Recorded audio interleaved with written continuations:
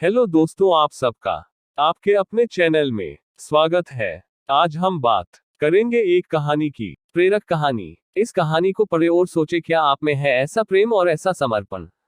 पति पत्नी के बीच प्रेम क्या होता है, कोई विजेंद्र सिंह राठौर से सीखे। 2013 में लीला ने विजेंद्र से आग्रह किया कि वह 4 धाम की यात्रा करना चाहती हैं। विजेंद्र एक ट्रेवल एजेंसी में कार्यरत थे। इसी दरमियान ट्रैवल एजेंसी का एक टूर केदारनाथ यात्रा जाने के लिए निश्चित हुआ। पति पत्नी ने अपना बोरिया बिस्तर बांधा और केदारनाथ जा पहुंचे। विजेंद्र और लीला एक लॉज में रुके थे। लीला को लॉज में छोड़ विजेंद्र कुछ दूर ही गए थे कि चारों ओर हाहाकार मच गई। उत्तराखंड में आई भीषण बाढ़ का उफनता पानी केदारनाथ आ पहुंचा था।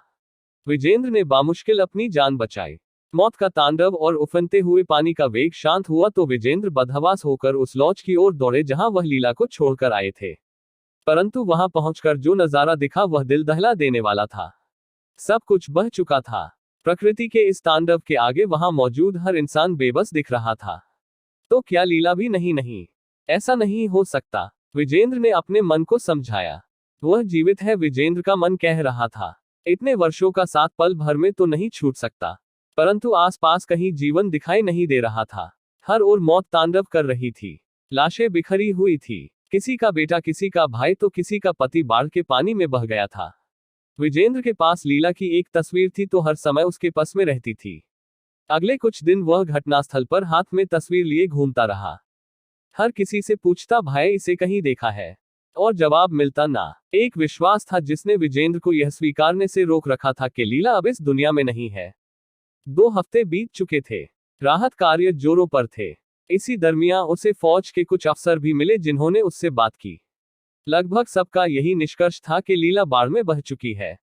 विजेंद्र ने मानने से इनकार कर दिया। घर में फोन मिलाकर बच्चों को इस हादसे के बारे में सूचित किया।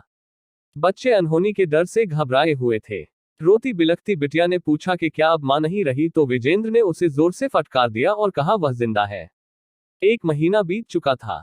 अपनी पत्नी की तलाश में विजेंद्र दर दर भटक रहा था। हाथ में एक तस्वीर थी और मन में एक आशा, वह जीवित है। इसी बीच विजेंद्र के घर सरकारी विभाग से एक फोन आया। एक कर्मचारी ने कहा कि लीला मृत घोषित कर दी गई है और हादसे में जान गंवा चुके लोगों को सरकार मुआवजा दे रही है। मृत लीला के परिजन भी सरकारी ऑफिस में आकर मुआवजा ले सकते हैं। विजेंद्र ने मुआवजा लेने से भी इनकार कर दिया।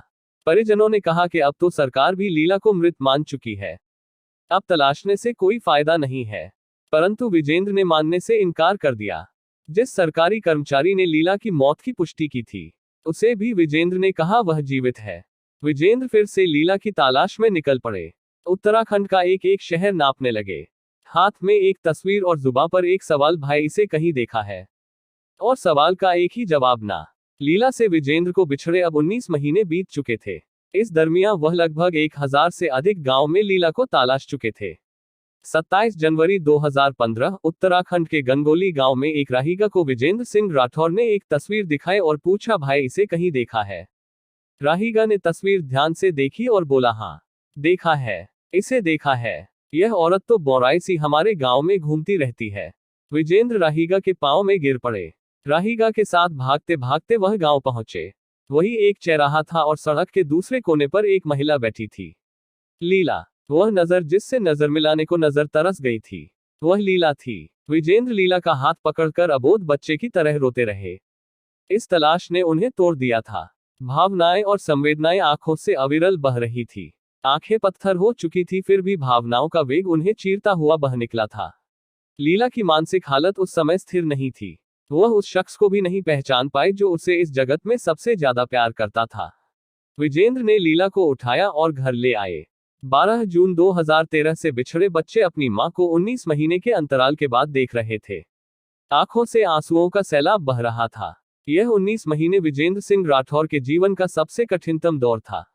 परंतु इस कठिनाई के बीच भी विजेंद्र के हौसले को एक धागे ने बांधे रखा। वह प्रेम का धागा है। एक पति का अपनी पत्नी के प्रति प्रेम और समर्पण, जिसने प्रकृति के आदेश को भी पलट कर रख दिया। लीला के साथ बाढ़ में बह जाने वाले अधिकतर लोग नहीं बचे। लीला बच गई। शायद विजेंद्र प्रभु से भी कह रहे थे, वह जीवित है, और प्रभु को भी विजेंद्र के प्रेम और समर्पण के आगे अपना फैसला बदलना पड़ा। आज का लेख एक पति के प्रेम की पराकाष्ठा को समर्पित है।